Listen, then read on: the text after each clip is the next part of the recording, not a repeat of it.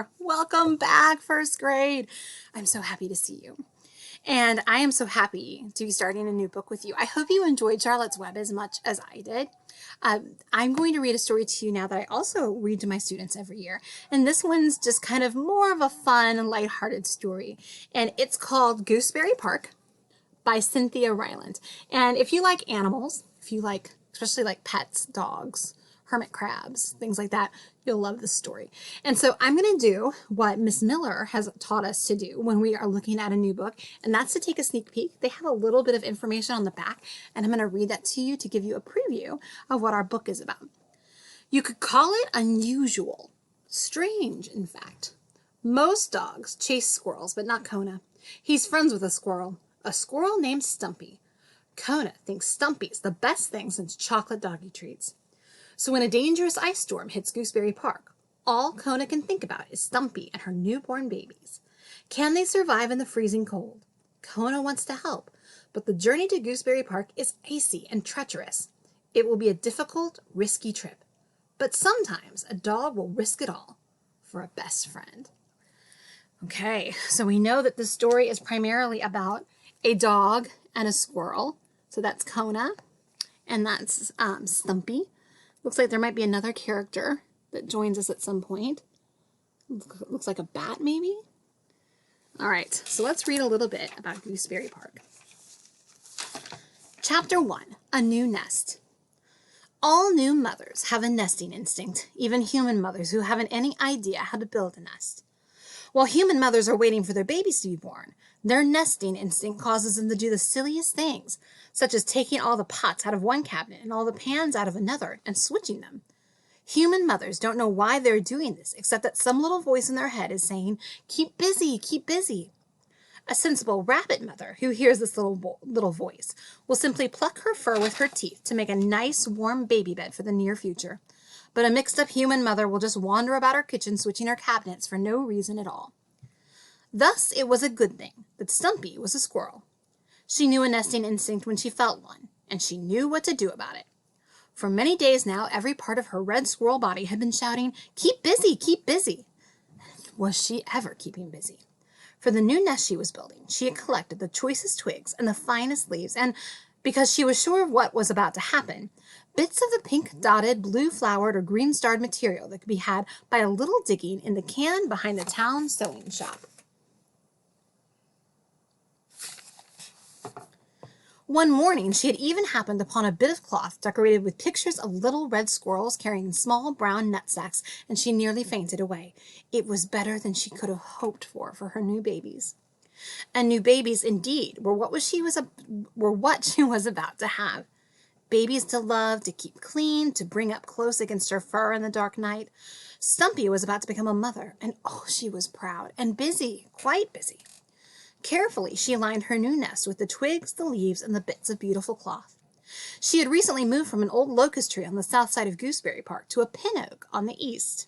She had moved because, like most who live alone, Stumpy had been rather relaxed about her housekeeping, and her old nest had become difficult to move around in. You see, Stumpy was a collector, and her nest was full of treasures. She had tremendous energy, and after she had found as many acorns and pine cones as could be eaten by one little squirrel, she burned up the rest of her energy by collecting. Stumpy collected these things: tabs from soda pop cans, empty yogurt cups, gum wrappers, coins, ice cream sticks, straws, feathers, pretty pebbles, little balls lost by children, nuts, bolts, screws, tacks, twist ties, and rubber bands. Her most beautiful treasure of all, though, had been a lovely watch that glowed in the dark. 2 winters ago, she had found it lying on top of a picnic table. She took it to her nest and didn't realize until evening what a marvel it was. As darkness came, the watch began to shine, and Stumpy's nest became bathed in soft green light. See the watch? Animals who passed at night were drawn to it. Everyone came to see it, and news spread far and wide of the glow-in-the-dark nest in Gooseberry Park. Unfortunately, the news spread too far and too wide. Someone came one day and stole that watch from Stumpy's nest. Stumpy never found it again, though for weeks she sat high in her tree at night and looked out over the park, hoping to see that soft green glow. She never did. Still, Stumpy had other treasures, in fact, too many treasures, and her collection had gotten all out of control. Stumpy knew that no self-respecting mother of several young children could have her babies sleeping among wood screws and twist ties. So she found a new tree and built a clean nest and organized her collection to give plenty of room for her babies. Her friend Kona would be proud of her house cleaning. Each time she collected something new, Kona would say to her, "Stump, you've too many things." And she would answer, "Not things, treasure." Sounds like my children. They always think their things are special. A lot of times they're junk. And Kona would say, "Stump, my owner, Professor Albert, has a chess set crafted in pure silver, a crystal punch bowl, a set of Limoges china. That's treasure." Well, what could a Labrador dog know about treasure anyway, thought Stumpy. Kona was a good friend, a fine friend, but he had no imagination. If he had, he'd been living in the park collecting feathers and balls, instead of sitting in a boring ranch house with Professor Albert. Stumpy had babies and copper pennies and even the chance of finding another glow-in-the-dark watch to look forward to. She went on carefully layering her maple leaves and flowered cloth and green twigs into a safe, warm pocket. Her friend Kona might not regard gum wrappers and ice cream sticks as treasure, but Stumpy knew the noble dog would not mistake the priceless value of new life in the tall pinup tree. The tree that for her would be a harbor in a storm. The tree that her own babies would call home. So, we've met Stumpy. Stumpy is the squirrel in this story, and she has got babies on the way. Baby squirrels, baby red squirrels, to be exact. And she needed a new home. So she did what any squirrel would do. She found a new home in a tree. And she liked to collect things. Are any of you collectors? My oldest son is a collector. Every little piece of paper, everything is a treasure to him. And I think Stumpy's the same way. She likes to collect a lot of things. And so she moved into a new tree where she could have her things and she could have her squirrel babies.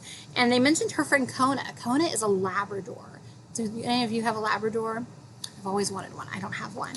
But he's a Labrador dog, and he lives with Professor Albert. And so we'll learn throughout this story how Kona and Stumpy came to be friends and how their friendship is really, really important. Guys, it's so good to be back with you, and I will see you for chapter 2, which is called Night Talk, tomorrow.